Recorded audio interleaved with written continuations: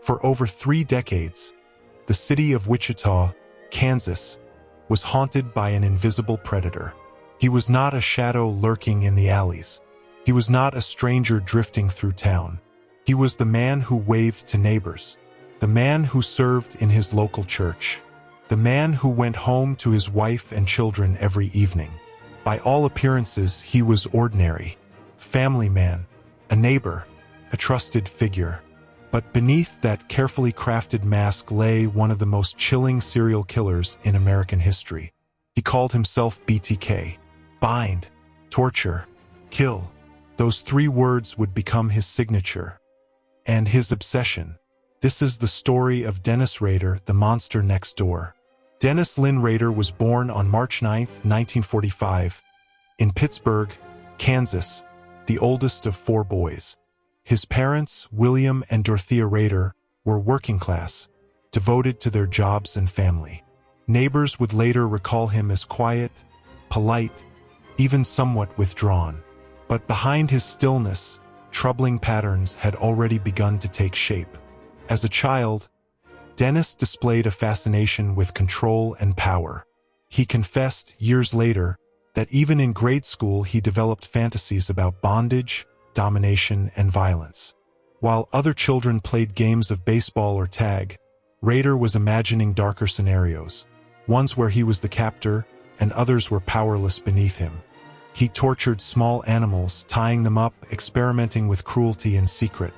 This pattern, common among future killers, was hidden behind the mask of a boy who appeared obedient and well-mannered.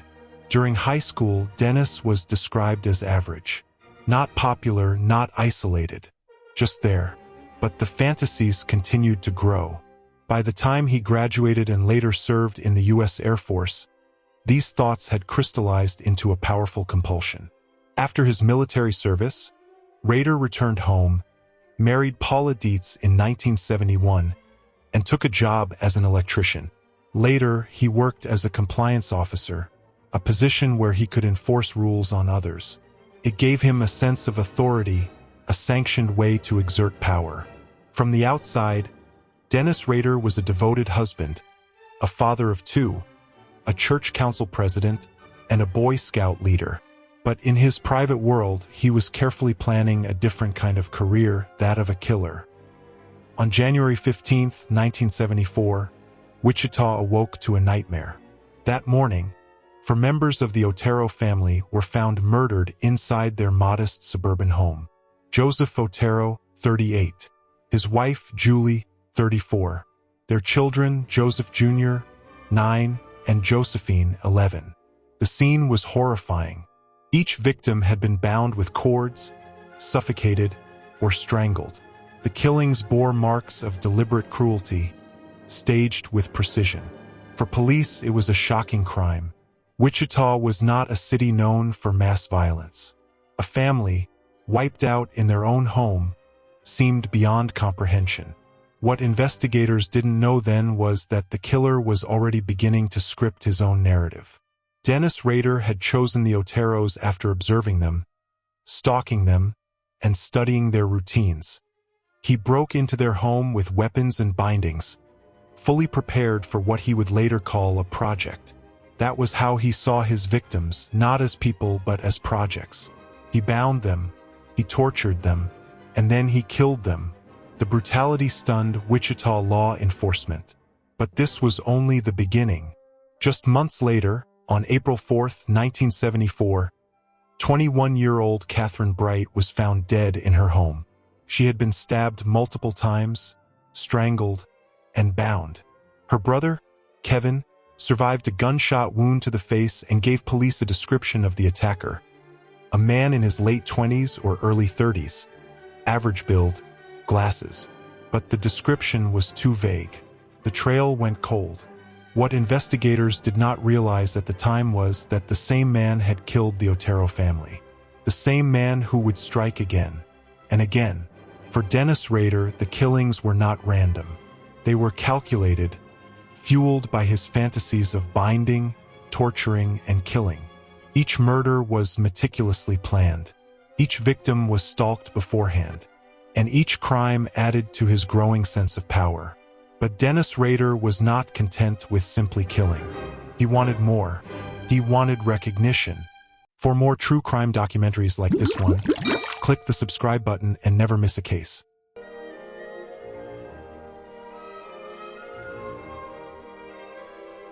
After the murder of Catherine Bright in April 1974, Dennis Rader vanished into the shadows. But he hadn't stopped. He was simply planning.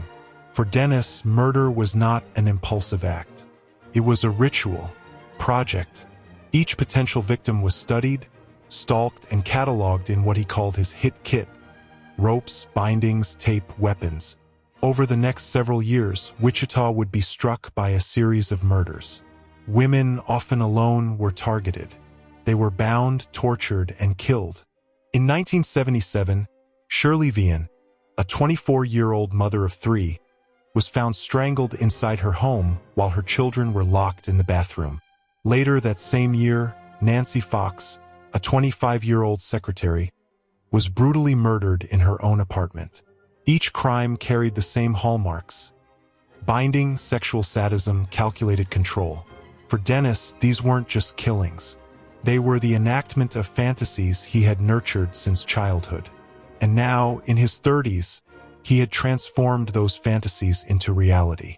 But murder alone wasn't enough for Dennis Rader. What he wanted was acknowledgement, fame, a twisted form of credit for his work. After the Fox murder in 1977, police received an anonymous phone call. The voice on the line was calm, almost businesslike. "You will find a homicide at 843 South Pershing. Nancy Fox." When police arrived, they discovered the victim exactly as described. It was the killer himself who had called it in. For the first time, investigators realized they weren't dealing with an unknown killer who wanted to remain in the dark. They were facing someone who wanted to be seen. In October 1974, months after the Otero family murders, a letter had been left inside a library book. It described in chilling detail how the Oteros had been killed. The author demanded credit, warning police that more murders would come. The letter ended with a name: BTK, bind, torture, kill. That would become his calling card. Over the years, BTK sent multiple letters to police, to local newspapers, even to television stations. He described his crimes, mocked investigators, and created poems about his victims. The tone was clinical, detached, yet hungry for attention. He compared himself to other infamous killers: Jack the Ripper, son of Sam. He wanted a place in history not just as a killer, but as a symbol of terror. For Wichita police, these letters were both a curse and a clue. They confirmed that a serial killer was active. They also showed that the killer craved the spotlight, a psychological weakness investigators could one day exploit. Psychologists who later studied Rader described him as a classic example of compartmentalization. By day, he was a church leader, a husband, a father. By night, he was BTK. He separated these identities with chilling precision, never allowing his public life to betray his secret one. He lived by rules, order, and structure. He kept meticulous notes on his victims, recorded his fantasies, and photographed himself in bondage, dressed in women's clothing, acting out his own twisted scenarios. Rader's psychology was rooted in power and control. His pleasure came not from chaos, but from domination, the complete submission of another human being. And yet, he was plagued by narcissism. He needed to be admired, feared, acknowledged. Without recognition, his crimes felt incomplete. This need would become his greatest weakness. Despite the letters, despite the patterns, Wichita police were lost. The 1970s and early 1980s were a time before DNA testing. Forensic science was limited. The descriptions of BTK were vague. An average man, glasses, brown hair. The reality was haunting. Dennis Rader looked like everyone else. A man in a suit, a man at the grocery store, a man teaching Sunday school. Years passed. Murders continued. But then, something strange happened. BTK disappeared. After 1991, the killings seemed to stop. Wichita breathed again, thinking perhaps the nightmare was finally over. But the nightmare was only sleeping. In 2004, nearly 3 decades after the first murders, a letter arrived at a local TV station in Wichita. It was from BTK. Inside was a photocopy of a driver's license belonging to one of his victims, along with photos and a chilling message. The killer had returned. For the people of Wichita, the fear of the 1970s came flooding back. Parents who once were children during BTK's reign were now raising their own families. And once again, a predator was among them. Investigators, armed with new forensic technology, reopened the case.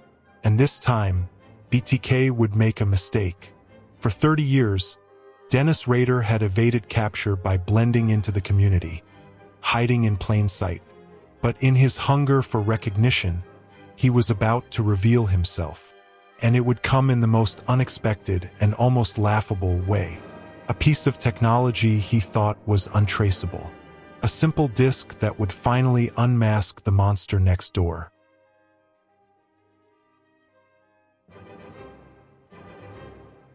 For over 30 years, Dennis Rader had lived a double life. Respected neighbor, church council president, father, and serial killer.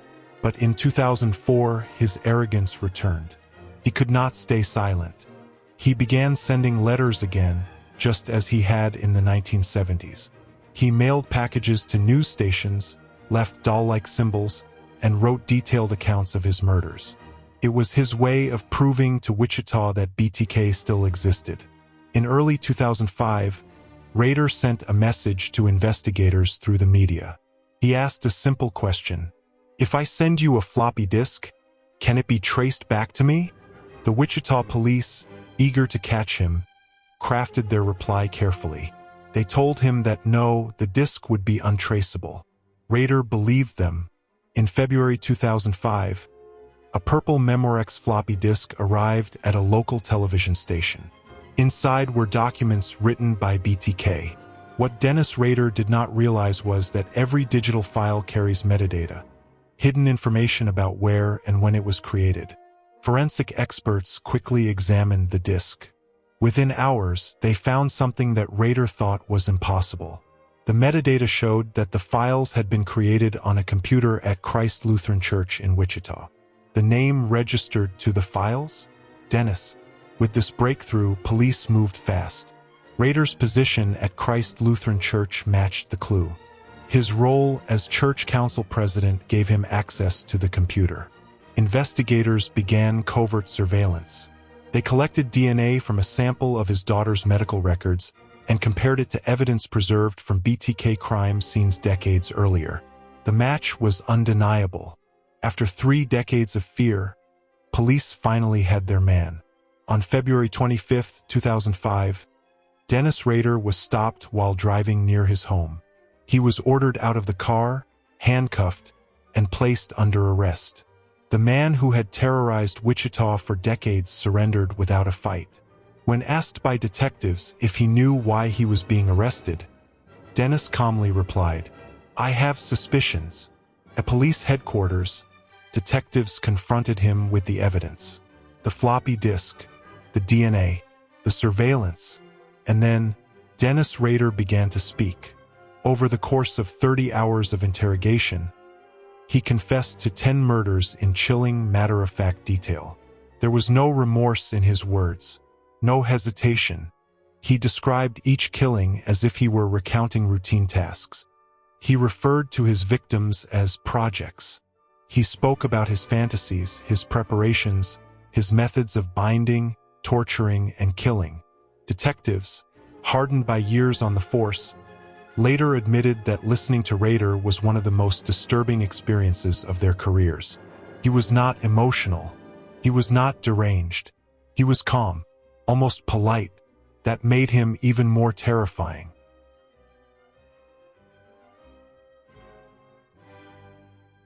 On June 27, 2005, the people of Wichita packed into a courtroom to witness something almost unprecedented. A serial killer calmly confessing to decades of horror in his own words. Standing before the judge, Dennis Rader described in graphic clinical detail how he murdered 10 people between 1974 and 1991. He recounted the Otero family murders one by one. He explained how he bound young Josephine Otero and left her to die hanging in a basement. He described the murder of Catherine Bright, how he shot her brother and stabbed her repeatedly.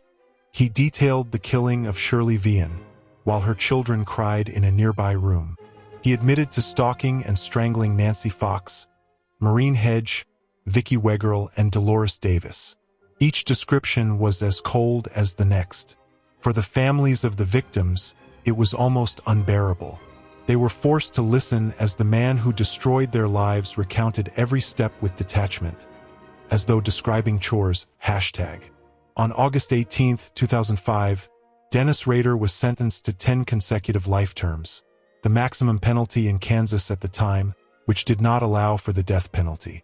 He would never walk free again. In the courtroom, victims' families confronted him directly.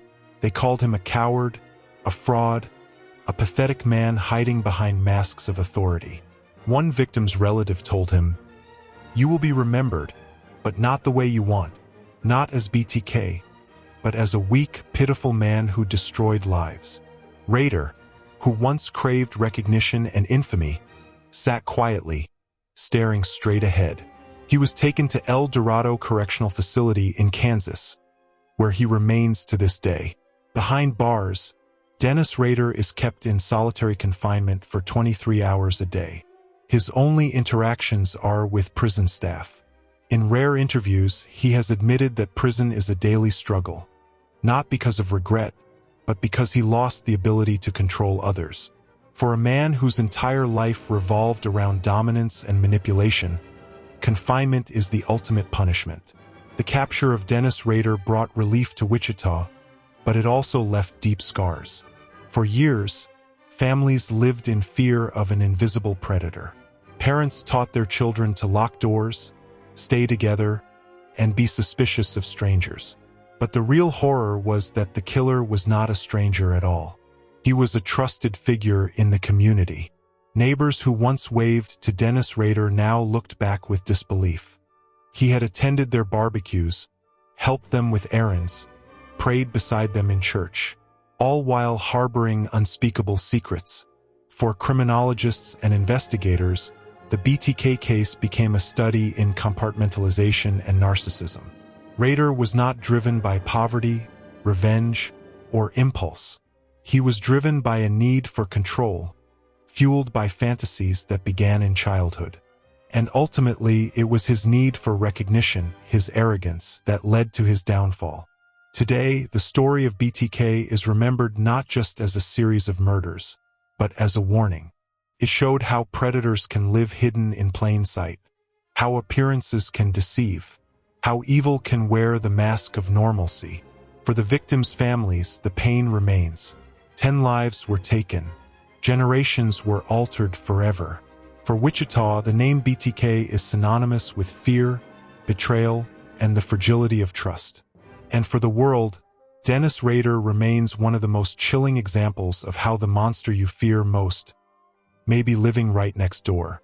He was a father, a husband, a church leader, a neighbor, but behind the mask he was BTK bind, torture, kill.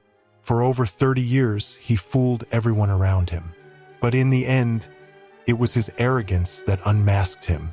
Dennis Rader will never walk free again, but the scars he left behind will never truly heal.